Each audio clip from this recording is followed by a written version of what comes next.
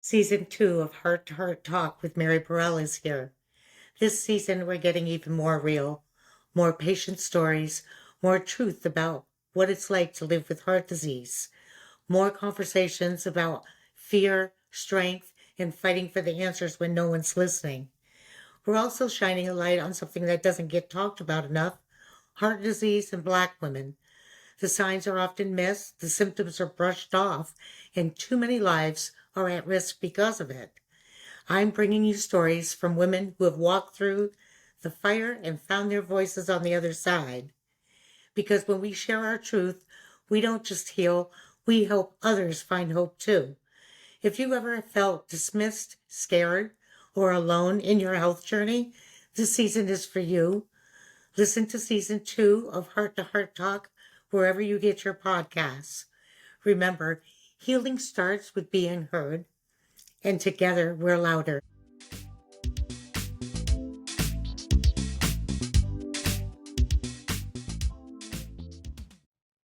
Hey there, and welcome to Heart with Mary Burrell. This is a space where we speak from the heart for the heart.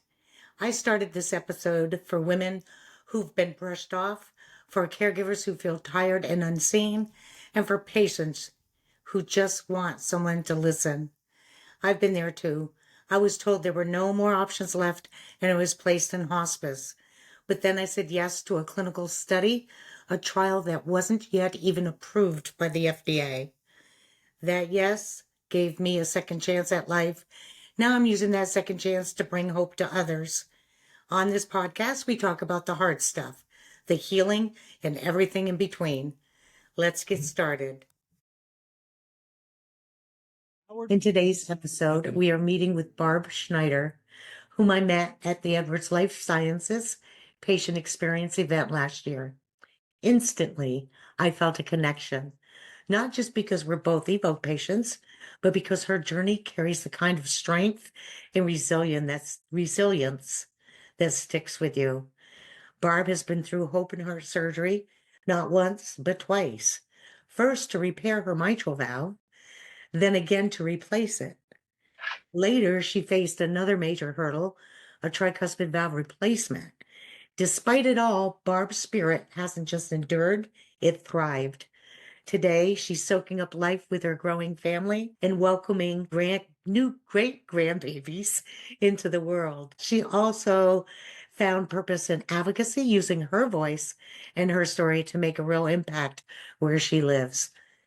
Hello and welcome, Barb. Thank you so much for being with us today. Oh, Mary, thank you for having me. I really appreciate this chance to talk about our issues. Yes. So, Barb, you've been through so much. 2 open heart surgeries for your mitral valve, followed up by that tricuspid valve replacement. What gave you the strength to keep pushing forward through each phase of each recovery? Well, it's kind of hard to say that. Just the first thing is we had been living in California for 25 years and decided to move back here to be closer to our family, some of our family at least. And I really never felt I didn't realize I had any issues with my heart. We moved back here in July, and had to get a new primary doctor. And the first time I went to see her, she said, "Oh, you look good. I guess California agreed with you, everything." But she was doing my vitals, and she said, "You know, you have a heart murmur."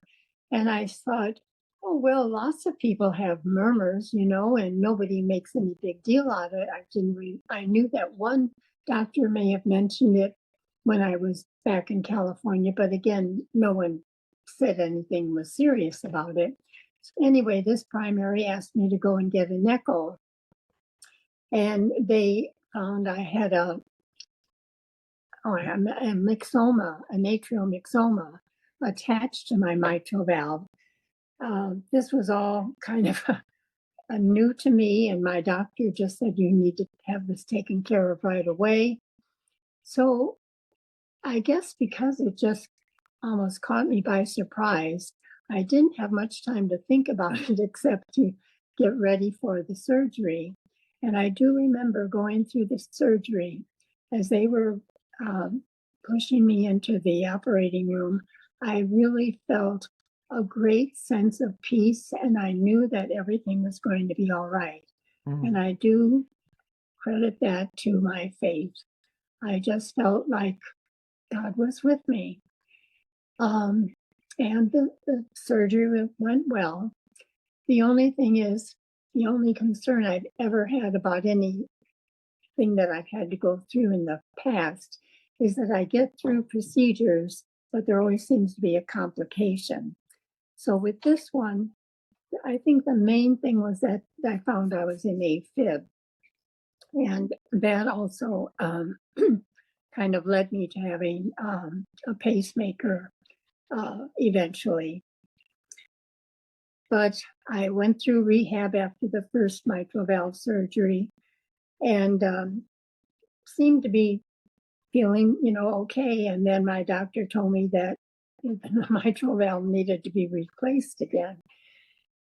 So I just had a lot of trust in my cardiologist, and I felt, well, I thought that the first valve would have lasted a lot longer before I'd had to have it replaced, but so be it. So I went through the second surgery, and I was in the hospital for 10 days. And when they took the dressing off my body, because I knew there was some around my groin because they had to put the bypass through there, I had what they call a seroma, which is like a big water balloon that was in my groin. And so I had to deal with that for the next few months, and eventually having a pump on my abdomen. And so that was not a very good experience. Um, but I don't know, maybe it doesn't sound reasonable, but I just kind of went along with the flow because I just felt, here I was, I got through everything okay. And I just tried to have a positive attitude that things were going to be all right. And so that the mitral valve replacement was in 2018. And then in 2021, my cardiologist had been following my tricuspid valve for the regurgitation. And I was on medical therapy. And he said, I think we've really gone as far as we can go with that. Excuse me. And he told me about this clinical trial that was going on and suggested I look into applying for that. And I was apprehensive at first because I really didn't know what was involved with the clinical trial. But the more I thought about it and read the information, I just felt that I should try and apply. And if I was accepted, I would know it was God's will. And if I wasn't, then that too was just meant to be. And I would have to wait another year before I could be considered again. I wouldn't have to go through all the testing again, but I would be automatically entered in the clinical trial at that time. But fortunately, I was accepted, and everything everything went pretty well as far as going through the procedure. I was out of the hospital and I had the procedure on a Monday and I was out home on Wednesday.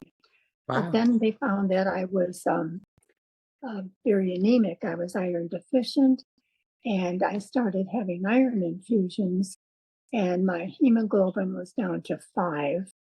And so I was back in the hospital for 10 days at that time, and they were trying to determine, where the bleeding was occurring. Um, so I had a colonoscopy and an endoscopy at that time. So again, in my head, it was just I get through everything fine, and then there's always some follow up that happens. But today I am feeling wonderful. Except about 5 weeks ago, I fell and injured my knee and broke my wrist, and so I'm dealing with that. But I'm right at a point now where I'm thinking, okay, I'm ready to go again. Just get this cast off my arm. Wow. Recovery is better post procedure, I bet, though. Yes, yes, of course. Yeah. Wow. You know, um, I was reminded of a lot of things as you were sharing, Barb. Um, Recovery isn't linear. And I think that's the first thing that I've, never, I mean, I never really thought it was, but it was really impounded in my brain when I was recovering also, because it seems like there was always something. It wasn't just because just because we received the valve, it didn't fix everything, right? It just fixed, Right. Yeah. right? And Yeah. then there's always something that, like, for me, after being in hospice for those 2 years, my body went so far to one side that once I got it fixed, it took it a while to come back to the reset point, I guess. Yeah. But yeah, and so I'm glad that at least recovery is better for you post procedure. That's important, especially with your fall that you just recently experienced. Well, what you're saying too, Mary, the thing is, I think our bodies are wonderful and amazing things, but they even tell you after a surgery, it's going to be a whole year. And I think we get kind of impatient and Yes, we think everything should be 100% right away. And that's not the way it works. And I think maybe it is uh, God's way of telling us, the healing does take time. Just be patient and know that eventually, things are going to be better, but just don't think it's going to happen overnight. we'd like Yeah. that to happen, but that's not the reality. Okay, so you've stepped into the role of advocacy, and so that's not a small thing, Barb. What lit that fire for you, and what has it meant to use your voice to help others? Well, when you ask what lit that fire, it's you, Mary, because I can't believe how you have been such an advocate for women's heart disease, and with all that you're doing through your communications and inspiring other people and encouraging other people. And I feel as though I haven't been able to do that much, but I do want women to know that uh, I think we all understand that for whatever reason, women usually are the caregivers, and we're always worrying about our family and caring for them. And we ignore things that are happening often in our own bodies, and that we just need to take time to be a little selfish, maybe, and not that we should become hypochondriacs or anything, but not to ignore things that maybe we just need to take the time to have things looked into. Yes, that's so powerful because you're right. We are caregivers. We always looking after everyone until it's for us. Right, So right. it's for us. So, thank you for that. And it's really part of me and Evoke, my passion to give back just a little bit of what I received because I did get a second chance at life. So, I feel like it's important that we do this work, Barb. And I want to thank you for doing your part because within your community, you are making a difference. And that's something to be said. So, congratulations to you for stepping up. It's not easy being an advocate, but you're doing it, and I'm proud of you. Well, thank you very much, Mary. I appreciate that. You're welcome. Um, if someone reads your story or hears you speak, what do you hope sticks with them? What's the takeaway you want to leave behind? Well, I guess it would be just to try and have faith that things will get better. Do your best on your own part to take care of yourself so that you can heal. And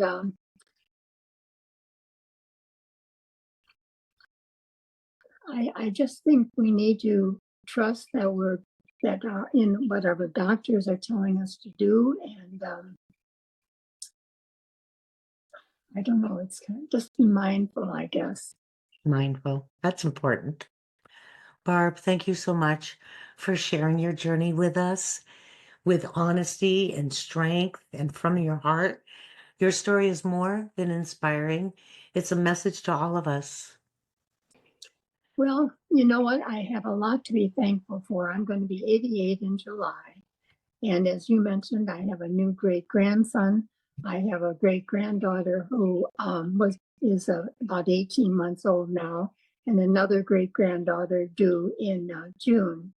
And I am just so thankful that I'm alive and able to be with them.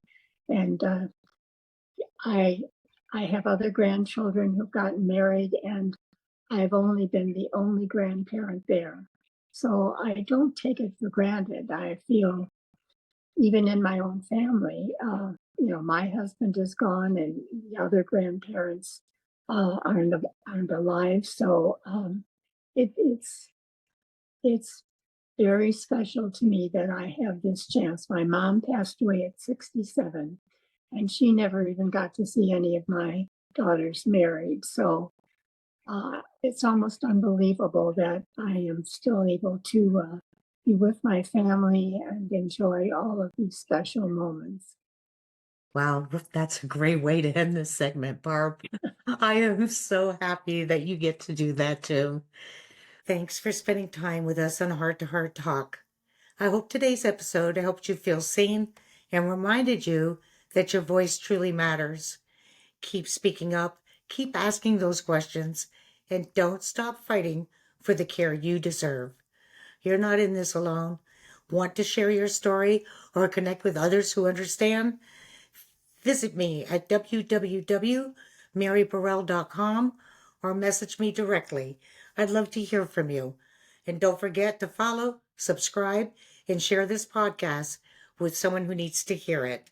I'll catch you next time on Heart to Heart Talk. Until then, keep trusting your voice and your heart.